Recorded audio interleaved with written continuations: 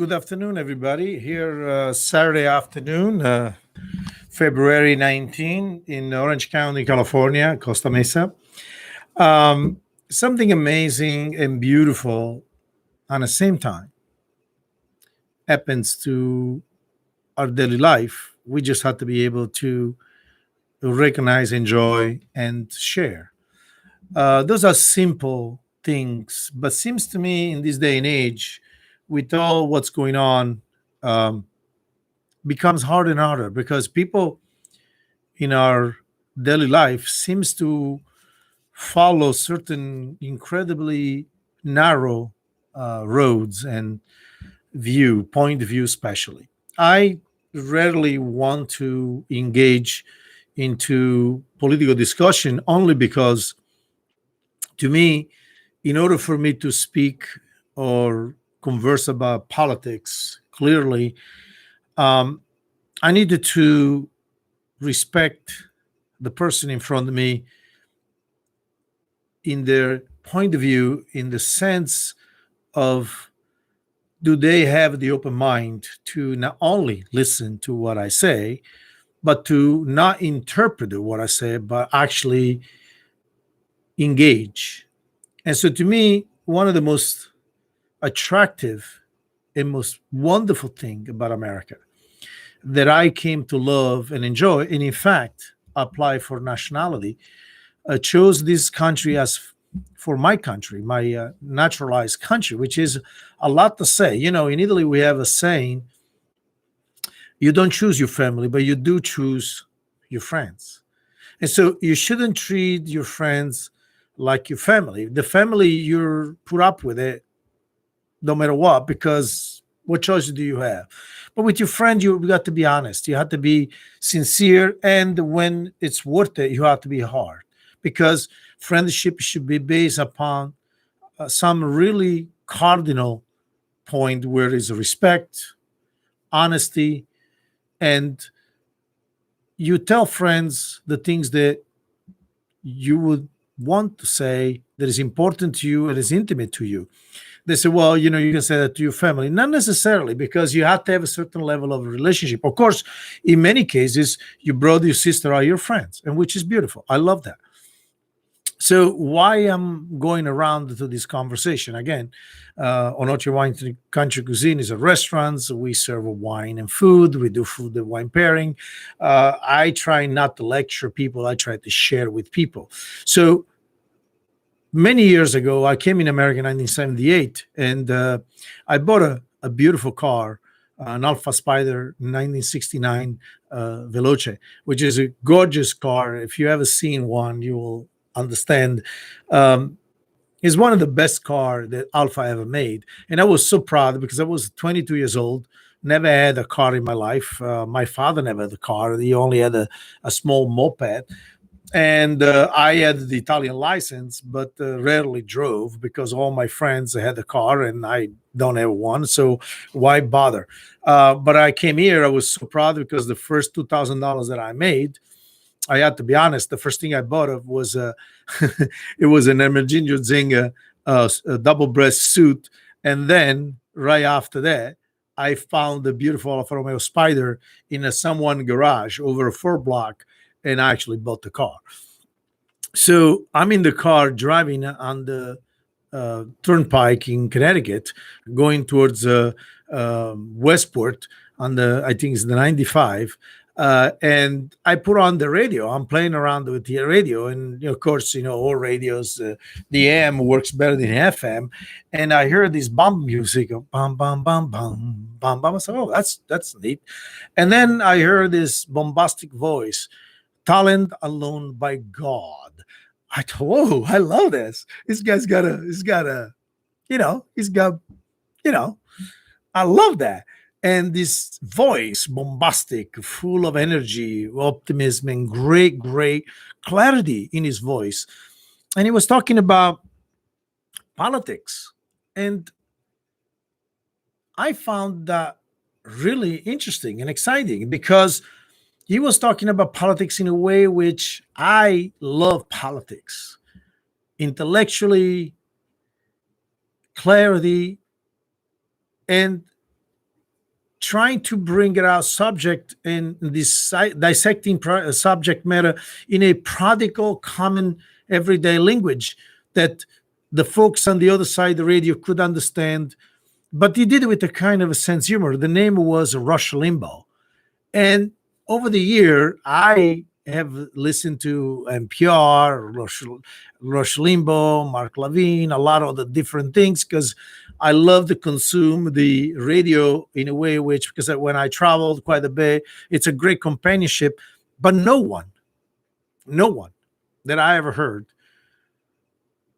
in my years has had the effect on me that Rush Limbaugh did. And not because the politics of it, even though his politics made a lot of sense. It was to the point. Obviously, his perspective is strictly an American perspective. Why he should have, because that's his perspective, and I respected everybody' opinion and I respect everybody's perspective, because on the end of the day, that's what this country is about. It's about freedom of speech, freedom of opinions, freedom of thought, sharing it with no fear, just with passion. But what I love about the most about Rush Limbaugh that got me hooked up, it was the way he did it with such a great sense of humor, with such a cynic beauty. He was explaining to you a point of view, and he take you down to the road with the, like you were driving in this guy's mind, and it was funny, it was good, it was poignant, and so he suggested a bunch of people that I watch. In fact, I started watching the Laughlin show and some of the think tank of the time, which is some conservative, some liberal.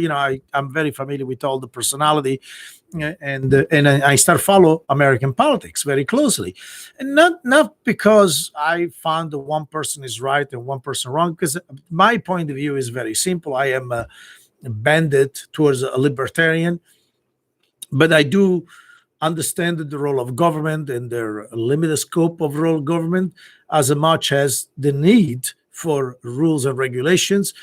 I'm not opposed to some of the things that government does, but I am almost always questioning how much do we need babysitting in our life. But that was not the reason why I actually enjoy the show. The reason why I enjoy the show is because I had someone on the other side of the radio that understood with incredible intellect that politics, it's a very large portion of our daily life. If politics is done the wrong way, it can take so much out of our life. And do understand the roles of government in our life, it's very important, not because you want to be impugn the government, because you want to appreciate them. And if you actually understand the rules and the laws of our country and the system within the system, then you get to appreciate it more and to offend less. And the reason is because I have a feeling that a lot of times people talk on each other with venom only because they really don't know what they're talking about, and not because they simply hate the other person, because they're misguided in their judgment. And it's simple. Let me just clarify the situations. Everyone, like I say, I came in 1978. I have seen Republican president, I have seen Democrat president, and I have seen Congress run by Democrat, Congress run by one party, by Republican. And so the question shouldn't be who's right or who's wrong. The question is why both parties are so wrong all the time. It's because realistically, the populace follow the party line rather than they really understand what is the system of governance in this country. Let's start from the top. And that's why I'm going to miss immensely Rush Limbaugh, because not only was he a generous man, a great man, and I don't know him personally, but I got to know him over the years. So 30 years, I listened to this man. but it's going to be missed because he was such a big voice of clarity in our discourse. Whether you agree or disagree, it doesn't matter. It really doesn't, because this is not about a competition who's right, who's wrong. It's about how do we advance our country in the right directions if we don't understand what the rules are. And then we actually cry and complain about the wrong that we've been receiving, but actually misguided where we point our finger to. So I asked a couple days ago a friend of mine, who is your congressperson? And they had no clue. But they went on and on and on talking about a Texas and the president not doing enough. It's like, but he doesn't supposed to do anything. They have a governor over there. It's like California.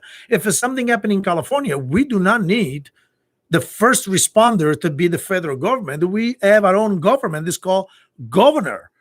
We have a federal system in this country where every state is independent, and they belong to the Federation of States called United States of America.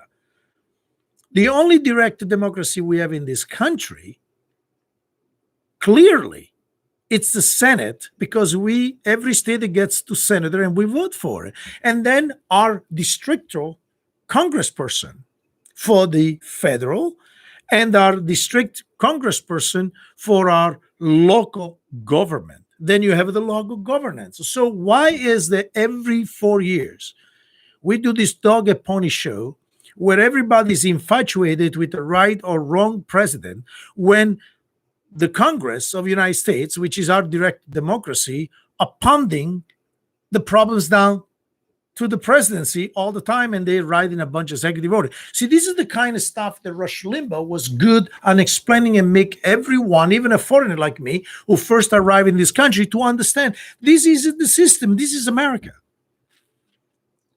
Love, hate, or whatever it is that you do, but this is the system. And if you work within the system, you understand, then you can be effective. What that means, being effective? That means that you put the blame and responsibility where it belongs, that you make people accountable, so that the government has to be accountable to the people. But the people can only be accounted if they know what they're talking about. Otherwise, they run amok on you, not because they wanted to, because you do to yourself. And so to me, the passing of Rush Limbaugh, it really shook me up a little bit, because I felt like someone that I knew for so long, somebody that I had an intellectual dialogue, whether he spoke to me or I listened to him. I lost a friend, someone that I intellectually enjoy to be with. As much as I enjoy people agree with me, I actually enjoy intelligent people to disagree with me just as much, because I want to be challenged. I want to be challenged, and I want to be challenging people, because humans are better when they're challenged. They're better when they feel comfortable. But also, it's even better when you feel uncomfortable. And the question is, why do I? I do this in a wine business all the time. I do this in a culinary business all the time. Every 10 years or so, something always going to change in our life. Is we going to what? Scream, cry, hide? No. We have to anticipate it. How do you do that? Well, the way you anticipate what's next is by paying attention, understand the rules, and see where the country is moving to. If you really think about it, 30 years ago, people were drinking wine that wasn't even possible putting in bottles. And then you added the extreme, like the Bordeaux and the Burgundies and the Brunellos and the Barolo of the world.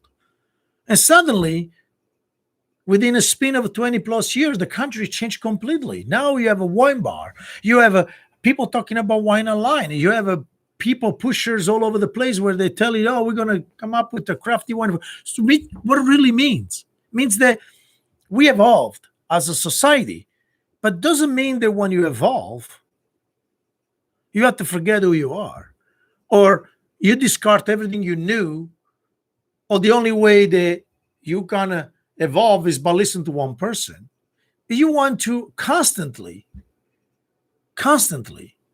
questions yourself, what you know, and always be able to engage with other people of different walk of life and see their perspective. There's nothing wrong. The only certainty in our life is change. But change shouldn't come with a dose of a large dose of offensive nature. People that doesn't agree with us doesn't mean they hate us. People that don't agree, don't see the world our way. That people hate wine, they love beer. What does that mean? Nothing. Absolutely nothing. They just don't like it. I have a beer. What's the difference? Actually, let me ask you, what kind of beer you like, or what do you like about beer? Let me in your world. I want to understand. So this to me, when I hear people talking about certain things, or especially in this particular case, in the last couple of days, some people on TV making a mockery out of themselves by insulting the memory of a great man just because they didn't agree with their politics. What does that mean? Nothing. Nothing at all. That means that you as a person, you haven't grown up. You haven't let someone get underneath your skin for no reason at all, just because the person has a very large audience that enjoys his company, enjoys his conversation. I'm sure not everybody in the public sphere, when they were listening to Rush Limbaugh, they say, oh yeah, well, of course. Great, dito. Some say, you know what? It kind of makes sense, but they still listen. Why? Because you won't learn things. A general told me once, if you don't want to learn what your other part or counterpart is doing, then you're ignorant. So you're going to go in the battlefield with no informations. What kind of an intelligent person are you? And this is not an adversarial world we live in, We're making it so because you have all this competing interest. The next guy, the next restaurateur is not my enemies. He's not even my competitor. He's my colleague. I do what I do. People walk in through my door because I offer something to them, services, product, environment that is unique to my brand. And when they're in the mood for what I offer, they come to me. When they're in the mood of something else, they go someplace else. And rightfully so. It's their money. It's their freedom. And I respect that. I don't go out of my way to insult my next door neighbor because he might take some of my business. That is insipid. It's the kind of competitional mindset of America that sometimes defeats the idea of a healthy competition. Healthy competition is about learning, growing, become better, learn your mistake. Yes, sometimes you learn from other people, thank God. And then you become better at what you do, because in the end, it's not that you're going to copy what they do. There's nothing original about that. You're going to just learn more about the things that you're doing and doing a little bit different ways. I remember one time one of my guys in the kitchen was doing something, and I said, hey, what are you doing? He goes, oh, yeah, I do this all the time. It's like, what? Yeah, he was actually making a pate and he was dropping the things on the floor because the hair went out. I said, well, that's brilliant. It's brilliant. Simple, practical. He probably learned from grandma, grandpa. Why wouldn't you take an information that valuable and use it? Because what? The dishwasher did it versus the 5-star Michelin chef did it? Are we that small of minds that we missing out on the opportunities to learn something that it makes our life more interesting, more exciting, better? Of course not. Of course not. So what I love about Rush Limbaugh, it was the clarity of thoughts, the delivering with humor and optimism that engages you as a driver, as a listener, and it makes the world a better place because you have ammunitions to converse, to discuss. It challenges your mind thoughts, a point of view, It's the most beautiful thing can happen. Unfortunately, we are in a culture now that we are so rushed to judge. We become, we impugn people mindset without even know people. We have keywords which triggers people emotion. How sad. Are really, really sad. I come from a country where insult is a compliment. I come from a country where we take our sports on the street. If you watch any truly local Italian elections, you will be sitting in a corner and suck your thumbs because there is nothing that is off bounds. Is that right? I don't know. But we learn to deal with it. We learn to take with it. And but also we learn to understand is what it is. There's nothing offensive that someone says when you understand the motivation behind. Could they change the way they do? Oh, yeah, I make a suggestion to everyone, to all politicians. The fact that you denigrate another opponent doesn't give you a winning point. It just makes the game more dirty than anything else. Most people that go to vote because they think what you're going to do is going to improve their life. So why not focus on that? And I can answer that question for all of you. You know why? Because there is all big industry around anybody who is in politics. There's a huge cottage industry.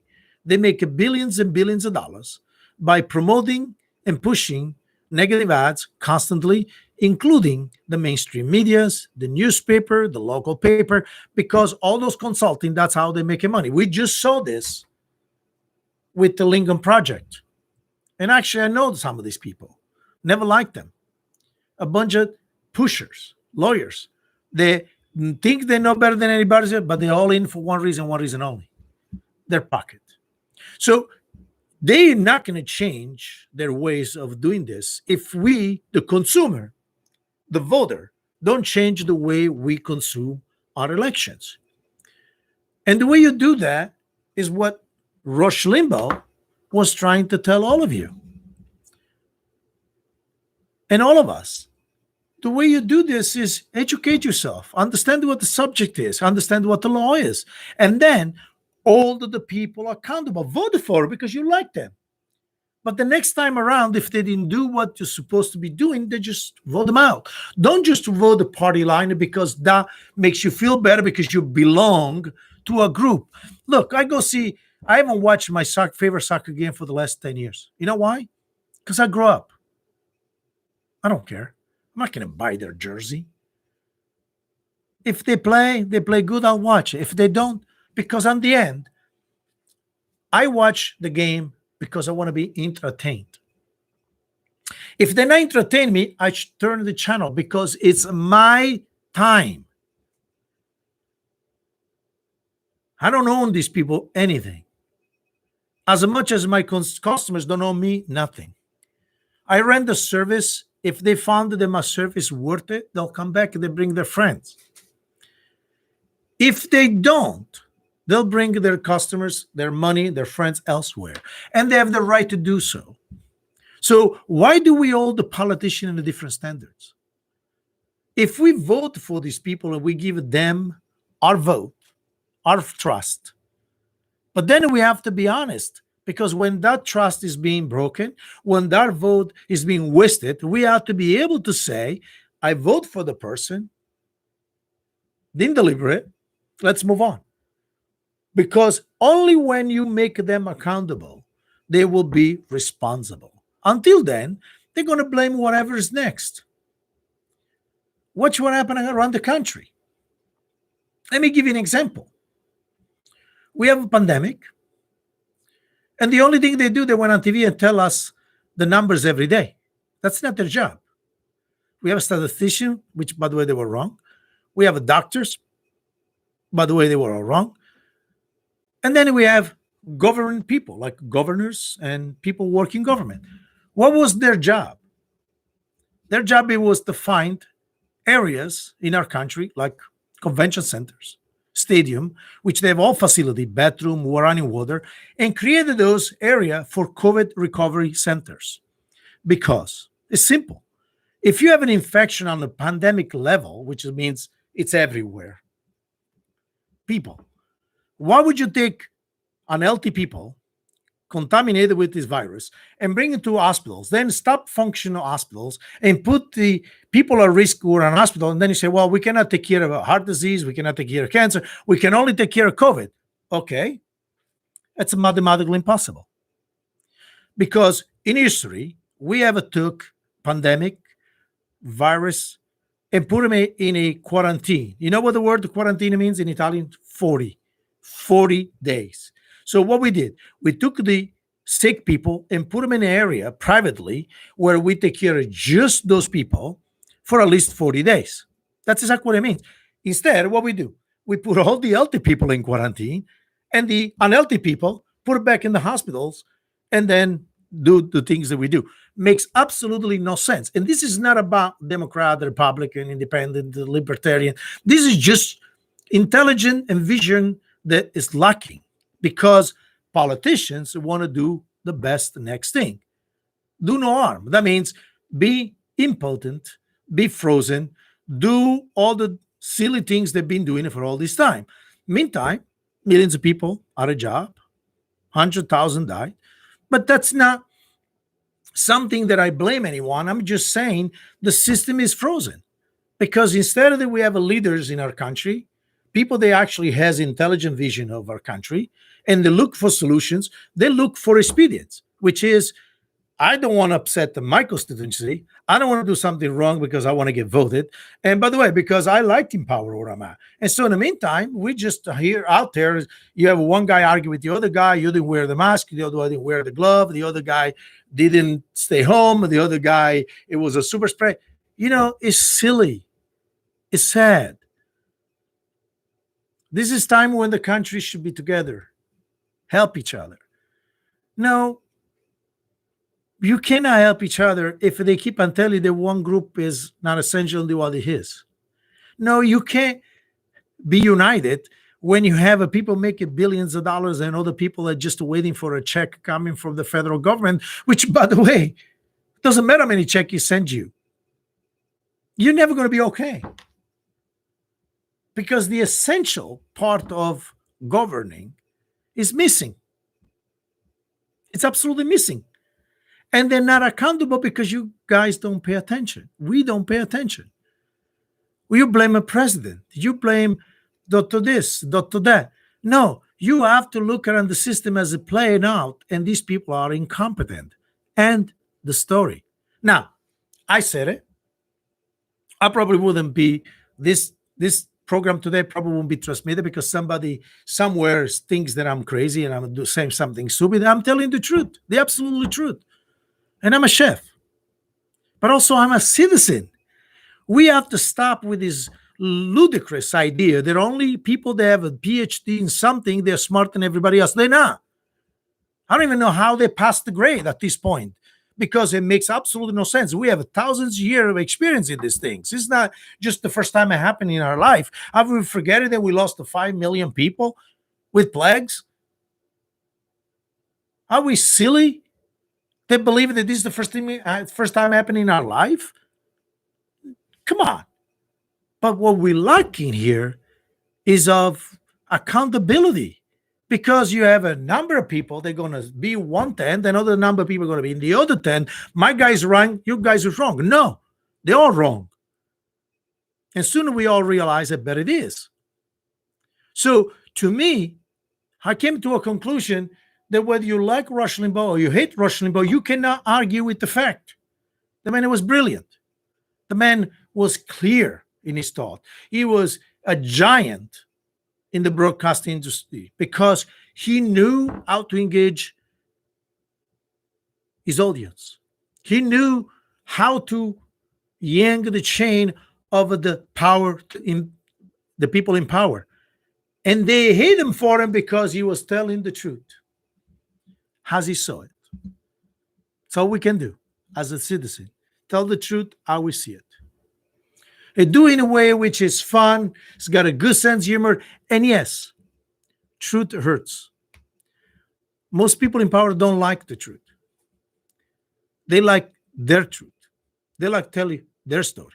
That's why they heavily invested in all the media outlet, all the bipartisan baloney. When you subscribe to a party, to a religion,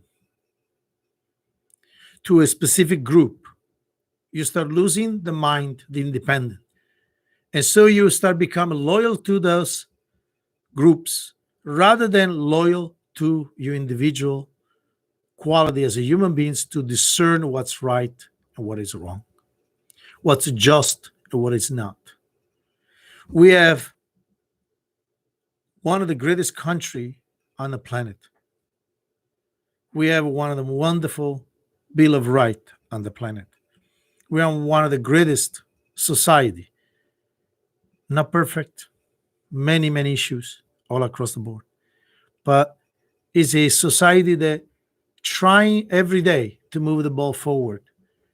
But if every time we needed to discredit our opponent, we have to take a 10 step back, that is not the right way to do it. I said a long time ago, it's about time we stop fighting the politics of 200 years ago. We have a brand new world in front of us. We have technologies that are amazing. We just land another rover over Mars. We have an amazing breakthrough in medicine, biotechnologies, and yet we handle each other like a cave people, always accusing, impugning, always belittle anyone else. Why is that? We can have the greatest phone who can operate like a mini computer in our hands. And with our tools, we use it to do the same thing we did millions years ago, thousands of years ago, attack our rivals, insulting the people that don't see the world as it is, make fun and ridiculous people that don't have this point of view as we do. Is that an healthy society to you? Isn't. You know, I always said to people, drink the wine that you like. Do what makes your palate happy. I can tell you a million reasons why you shouldn't, but none of them count at beans when it comes to your palate, your individual satisfactions, the way you enjoy what you enjoy. And I have no right, absolutely no right, to tell you otherwise.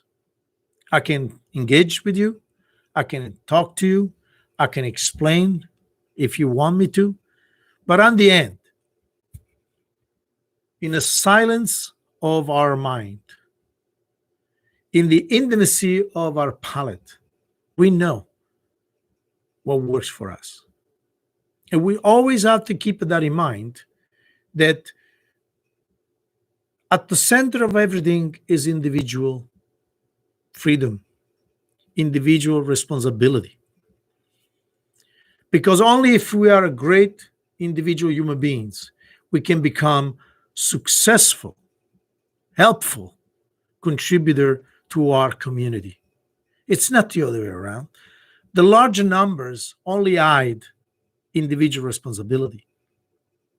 This is not of a conversation about this ism or the other ism or the ism, people, capitalism, socialism. It's all ism that make absolutely no sense. If at the core of every single organization there is corrupt people, it don't matter. But at the center of our existence, we can only be responsible for one thing, ourselves. And if we are a better people, or we strive to be a better people ourselves, we will be a better neighbor. We definitely will be a better friend. And when we give our opinion, make sure that we give an opinion that is based on facts, truth, and knowledge.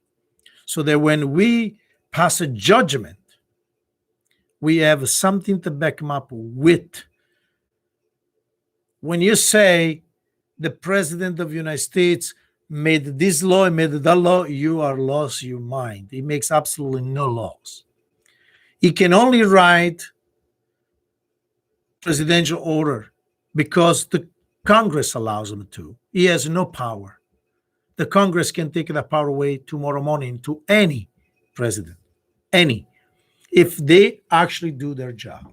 So when you place responsibility, peace plays to the right people, because only then you make them accountable. And when they are accountable, we will have a better society. That is what I enjoyed about a guy like Rush Limbaugh. That is what I love about this microphone and these little hours that I spend, or half an hour I spend with you. Because it's not that I want you to agree with me, it's because I want to have a conversation with you. I want to be able to say, listen, this what I know, this how I know it, this is the reason why I'm telling you. Do you agree, disagree, engage? Because the engagement is what makes us better people. More we engage positively, more we become a better friends, better acquaintances, better citizen. If a people shout on you, they insult you, they belittle you, there is nothing that could come out of that. But more importantly, it's less about you as a person and more about them. What they're afraid of. What they're so sensitive about. Is really that scary that somebody has a different opinion from you? Is really that frightening to you that someone don't like the same wine that you do? Or is just an opportunity to enjoy another type of wine? It's an opportunity to learn why you don't like certain wines. Maybe you love it after all. I heard a million times people say, oh, I'm not a white wine drinker, but I really like this white wine. What's the difference? Oh, I don't drink Pinot Noir, but I like this Pinot Noir. Like, okay. So what is about this Pinot Noir that you like? Well, the way you represent it, the way you describe it. Okay, so it's not that you didn't like Pinot Noir. You just had a bottle of wine you didn't enjoy, so you write off the whole planet of Pinot Noir. We have to stop doing this. We have to begin to become rational, intelligent human being with an open mind and open heart, and not impugn other people's intentions or motives, but just listen to what they say, and then ask this next question. Say, hey, maybe it's me. Maybe I don't understand. Or maybe I don't get what you're talking about. Why are you saying what you're saying? Give them an opportunity to explain. Give them an opportunity to engage with you on a level that you thought maybe it was impossible. You'll be surprised every single time how wonderful people really are. And the one that now, then you have a choice.